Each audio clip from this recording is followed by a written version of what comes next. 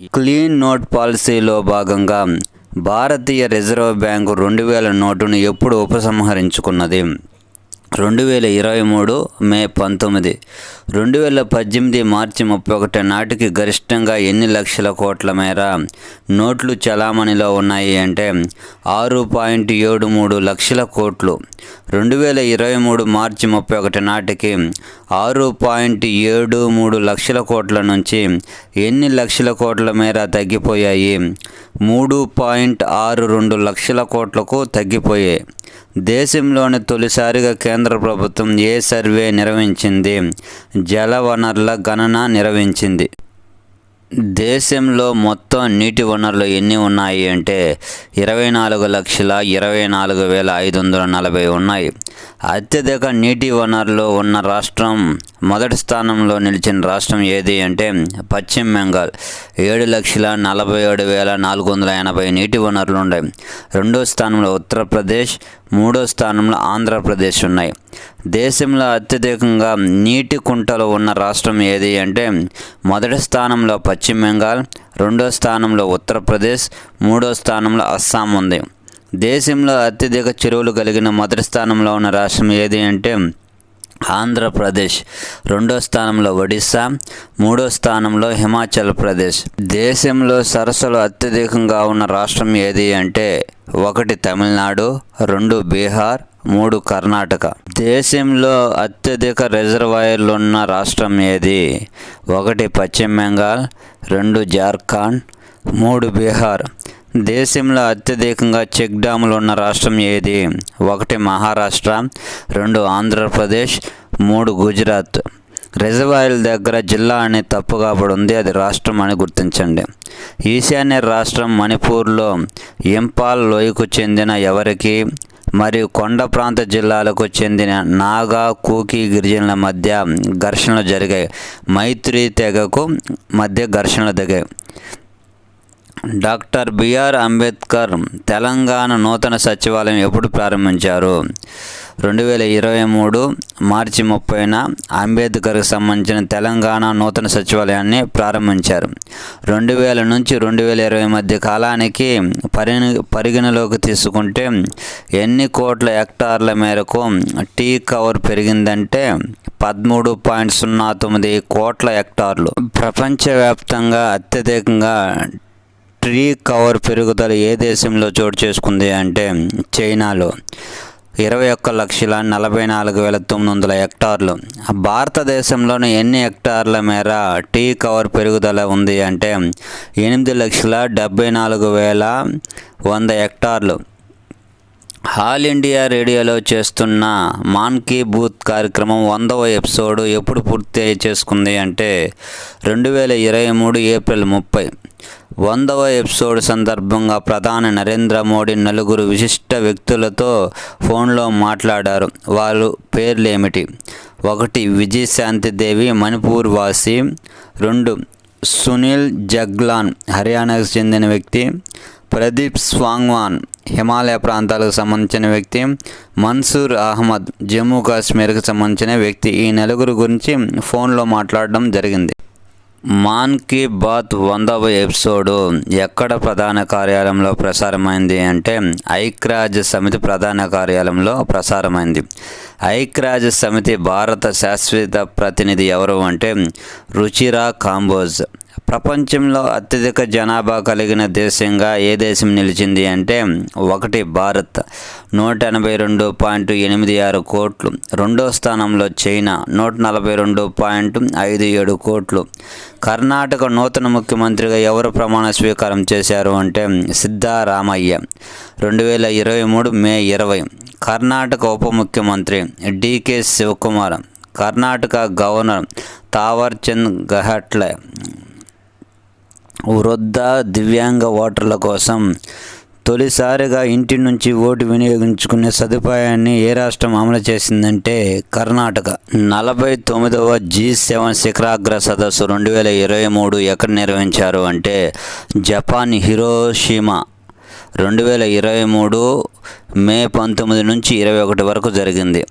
49వ G7 శిఖరాగ్ర సదస్సు 2023లో ఏ అంశాలపై చర్చ జరిగింది అంటే శాంతి, స్థిరత్వం, సమగ్రత, ఆహారం, ఇంధనం, భద్రత వంటి అంశాలపై చర్చ జరిగింది.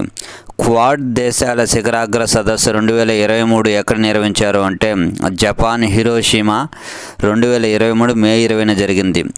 జపాన్లోని హిరోషిమా ప్రాంతంలో ప్రధాని నరేంద్ర మోడీ ఎవరి విగ్రహాన్ని ఆవిష్కరించారు అంటే మహాత్మా గాంధీ విగ్రహాన్ని ఆవిష్కరించారు.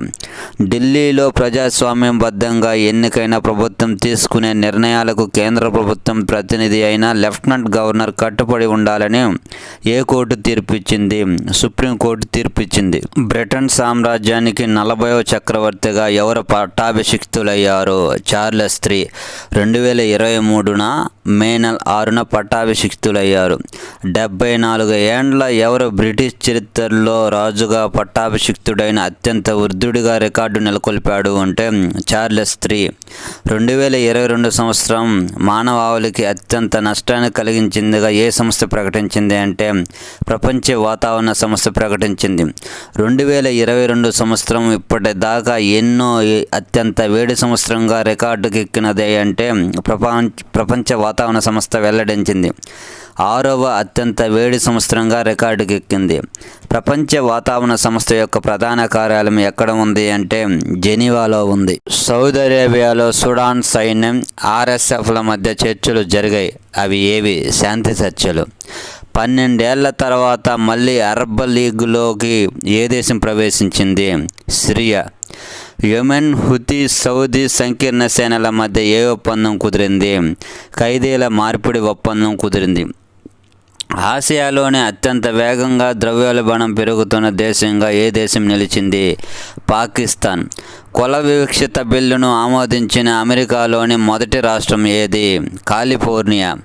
కోవిడ్ ఇకపై ప్రపంచ విపత్తు కాదని ప్రకటించిన సంస్థ ఏది? ప్రపంచ ఆరోగ్య సంస్థ.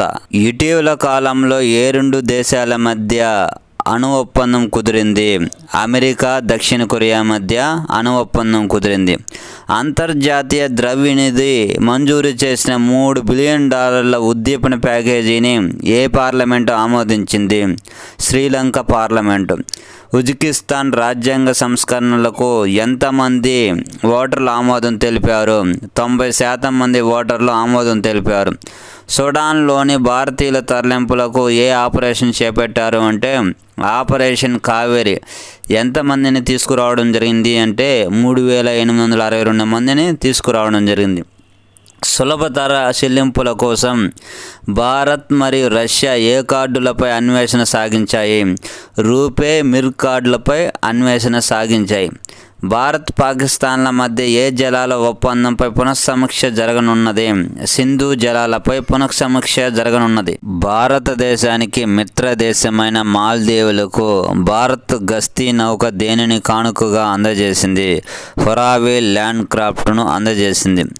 భారత్, చైనా సైనిక బలాల కమాండర్ స్థాయి అధికారుల మధ్య ఏ ప్రాంతంపై చర్చ జరిగింది? తూర్పు లడాఖ్పై 2023 ఏప్రిల్ 23న చర్చ జరిగింది. భారత్, చైనా రక్షణ మంత్రుల సమావేశం ఎక్కడ, ఎప్పుడు జరిగింది? న్యూఢిల్లీలో 2023 ఏప్రిల్ 27న జరిగింది. భారత్, ఫ్రాన్స్ రఫేల్ యుద్ధ విమానాల సంయుక్త విన్యాసాలు ఎక్కడ జరిగాయి? ఫ్రాన్స్లో ఎక్సర్సైజ్ ఓరియన్ పేరిట జరిగాయి. జాతీయ క్వాంటమ్ మిషన్కు కేంద్ర కేబినెట్ ఎప్పుడు ఆమోదం తెలిపింది? 2023 ఏప్రిల్ 19. ప్రపంచంలోనే క్వాంటమ్ మిషన్ను కలిగిన 6వ దేశంగా ఏ దేశం గుర్తింపు పొందింది? భారతదేశం. మొదటి స్థానంలో అమెరికా, 2వ స్థానంలో చైనా, 3వ స్థానంలో ఫ్రాన్స్, 4వ స్థానంలో ఆస్ట్రియా, 5వ స్థానంలో ఫిన్లాండ్, 6వ స్థానంలో భారతదేశం నిలిచింది. క్వాంటమ్ టెక్నాలజీ అనేది ఏ 2 విభాగాల కలయిక? భౌతిక శాస్త్రం మరియు ఇంజనీరింగ్ విభాగం కలయిక. సామాజిక న్యాయ శాఖ మంత్రి వీరేంద్ర కుమార్ భారత్ గౌరవ రైలు ఏ పేరుతో ప్రారంభించారు? అంబేద్కర్ సర్క్యూట్ పేరుతో ప్రారంభించారు. నూతన జాతీయ విద్యా విధానం అమలుకు ఏ పోర్టల్ను ప్రారంభించారు?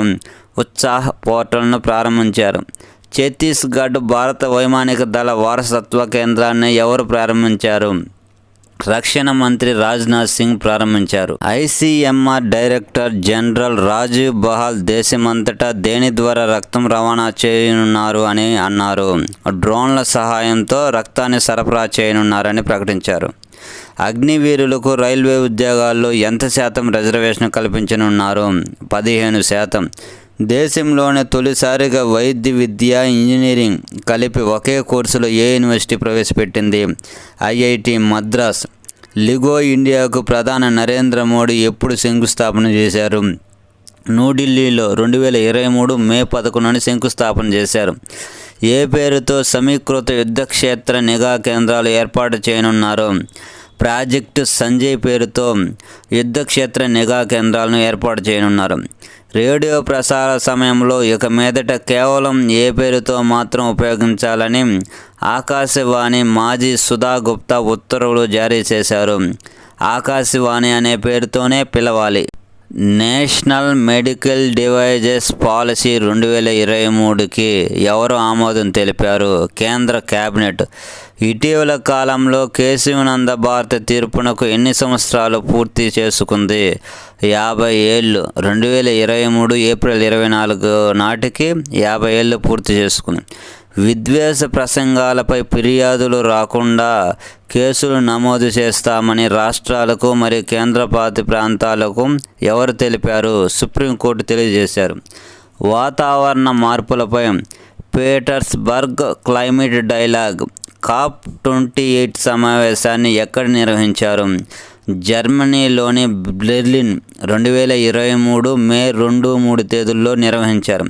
2 సాలెపురుగుల జాతులను కనుగొన్నవారు ఎవరు? Zoological survey of India.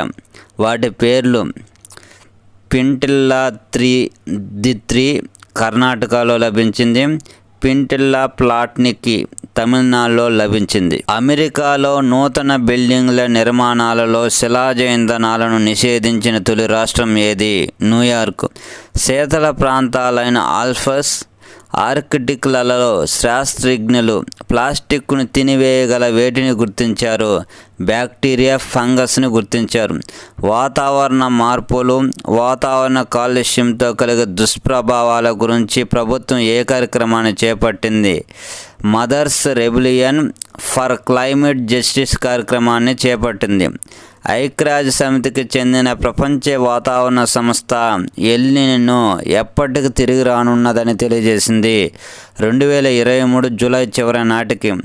హరిత హైడ్రోజన్ ఇంధనాన్ని పర్యావరణ హిత పద్ధతిలో ఉత్పత్తి చేసే ఒకే ఉత్ప్రేరకాన్ని ఎవరు కనుగొన్నారు అంటే గువాహటిలోని ఐటీ శాస్త్రవేత్తలు కనుగొన్నారు. మహారాష్ట్ర పశ్చిమ కనుమలలోని సింధుదుర్గ ప్రాంతంలో అరుదైన జాతి కప్పలు ఎన్ని లభించాయి?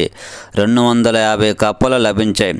సముద్రంలో అత్యంత లోతులో జీవించే చేప పేరేమిటి? Snail fish. ఇది 8336 లోతులో నివసిస్తుంది. వాతావరణ మార్పులకు అనుగుణంగా ఏ పంటల దిగుబడుల్లో వచ్చిన వైవిధ్యాలను శాస్త్రవేత్తలు విశ్లేషించారు అంటే వరి, మొక్కజొన్న, గోధుమ పంటల్లో వచ్చిన మార్పులను విశ్లేషించారు. అమెరికా, కెనడాలో కనిపించే మలేరియా కారక పరాన్నజీవిపై పోరాటం చేయగల మొక్క ఏది? లాబ్డార్ టీ మొక్క. ఆకస్మికంగా వచ్చే కరువులు ఇక పెరుగుతున్నాయని ఏ శాస్త్రవేత్తలు పేర్కొన్నారు? బ్రిటన్ శాస్త్రవేత్తలు పేర్కొన్నారు. చైనా విజ్ఞప్తి మేరకు టోక్ మకాక్ జాతికి చెందిన 1,00,000 కోతులను పంపేందుకు ఏ దేశం అంగీకారం తెలిపింది? శ్రీలంక. ప్రపంచ జనాభాలో స్వచ్ఛమైన తాగునీటికి ఎంత శాతం జనాభా దూరంగా ఉన్నారు? 26% జనాభా దూరంగా ఉన్నారు. దేశంలోని తొలి రోబోటిక్స్ ఫ్రేమ్ వర్క్ ఆవిష్కరించిన రాష్ట్రం ఏది? తెలంగాణ ప్రభుత్వం. ఆసుపత్రి ప్రసవాల్లో దేశంలోని అగ్రస్థానంలో నిలిచిన రాష్ట్రం ఏది? తెలంగాణ. దేశంలోని అతిపెద్ద అక్వేరియం పార్కును ఎక్కడ నిర్మించనున్నారు?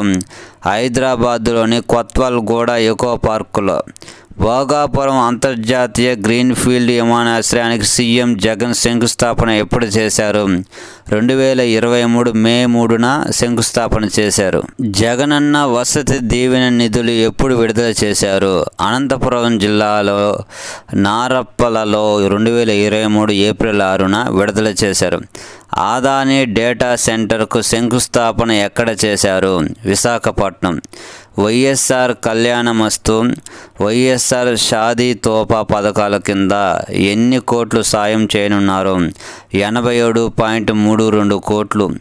ఉన్నత విద్యా సంస్థల్లో దివ్యాంగులకు ఎంత శాతం రిజర్వేషన్ కల్పించనున్నారు?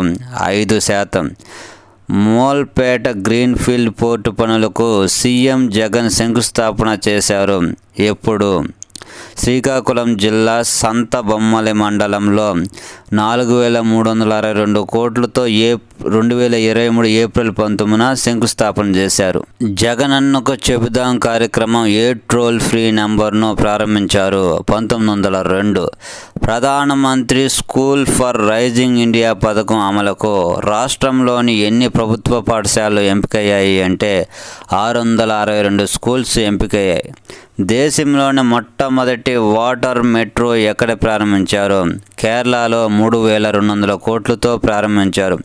కేరళలో తొలి వందే భారత్ ఎక్స్ప్రెస్ను ఎవరు ప్రారంభించారు? ప్రధానమంత్రి నరేంద్ర మోడీ. దేశంలో తొలి డిజిటల్ సైన్స్ పార్కుకు శంకుస్థాపన ఎక్కడ చేశారు? 1,500 కోట్లతో తిరువనంతపురంలో శంకుస్థాపన చేశారు. దాద్రా నగర్ హైవేలి, దామన్ దీవులలో అభివృద్ధి పనులకు శంకుస్థాపన ఎవరు చేశారు? 4,800 కోట్లతో ప్రధానమంత్రి నరేంద్ర మోడీ శంకుస్థాపన చేశారు. భారత మొదటి గ్రామంగా ఏ గ్రామం నిలిచింది? ఉత్తరాఖండ్లోని మనా గ్రామం నిలిచింది. దేశంలో అత్యంత పవిత్ర నదిగా భావించే గంగానది పురస్కారాలు ఎప్పుడు జరిగాయి? 2023 ఏప్రిల్ 22 నుంచి మే 3 వరకు. ఉత్తరాఖండ్ రాష్ట్రంలో ఉత్తరకాశీ జిల్లాలోని గంగోత్రి, యమునోత్రి ఆలయాలు 6 నెలల తర్వాత తిరిగి తెరుచుకోవడంతో ఏ యాత్ర మొదలయ్యింది? చార్ధామ్ యాత్ర ప్రారంభమైంది. దేశంలోని తొలిసారిగా కేరళలో ఏ వ్యవస్థను ప్రవేశపెట్టారు? డ్రోన్ పోలీసింగ్ వ్యవస్థను ప్రవేశపెట్టారు. కేంద్ర ప్రభుత్వం దింసా నేషనల్ లిబరేషన్ ఆర్మీ డిఎన్ఎల్ఏ త్రైపాక్షిక ఒప్పందం ఏ ప్రభుత్వంతో కుదుర్చుకున్నది? అస్సాం ప్రభుత్వంతో కుదుర్చుకున్నది. లవ్ జిహాద్ ఇతివృత్తంతో దర్శకుడు సుదీప్ సేన్ తెరకెక్కించిన ఏ సినిమాతో వివాదాలు తలెత్తాయి? The Kerala story. గుర్తు తెలియని మృతదేహాలను గుర్తించే విషయంలో ఏ రాష్ట్రం ముందడుగు వేసింది? హిమాచల్ ప్రదేశ్. అస్సాంలో పలు అభివృద్ధి పనులు ప్రారంభించిన ప్రధాని నరేంద్ర మోడీ. అవి ఏవి అంటే 1. ఈశాన్య భారతదేశంలో నిర్మించిన తొలి అఖిల భారత విద్యా విజ్ఞాన సంస్థ ఎయిమ్స్ జాతికి అంకితం చేశాడు. 54 కోట్లతో Assam advance health care innovation institute ప్రారంభించారు. 7,300 కోట్లతో 5 రైల్వే ప్రాజెక్టులను ఆన్లైన్ ద్వారా ప్రారంభించారు. 4 బ్రహ్మపుత్ర నదిపై 3,200 కోట్లతో పలాస్ సువాల్ కూచి బ్రిడ్జి శంకుస్థాపన చేశారు. 5 అస్సాంలో సంప్రదాయ బిహు నృత్యోత్సవంలో ప్రధాని నరేంద్ర మోడీ పాల్గొన్నారు.